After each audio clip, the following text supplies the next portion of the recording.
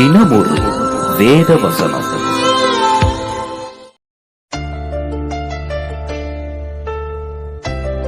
கடந்த ஜூன் மாதம் முழுவதும் எங்களை பாதுகாத்து வழி நடத்தியதற்காய் நன்றி கர்த்தாவே.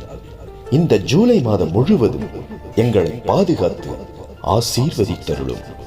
ஆமென்.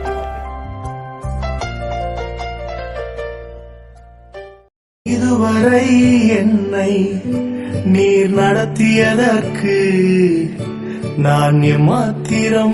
நீ பூமியை சுதந்திரித்துக் கொள்வதற்கு அவர் உன்னை உயர்த்துவார். சங்கீதம் 37 அதிகாரம் 34வது வசனம். நான் எம்மாத்திரம், என் குடும்பம் எம்மாத்திரம். நான் கண்ட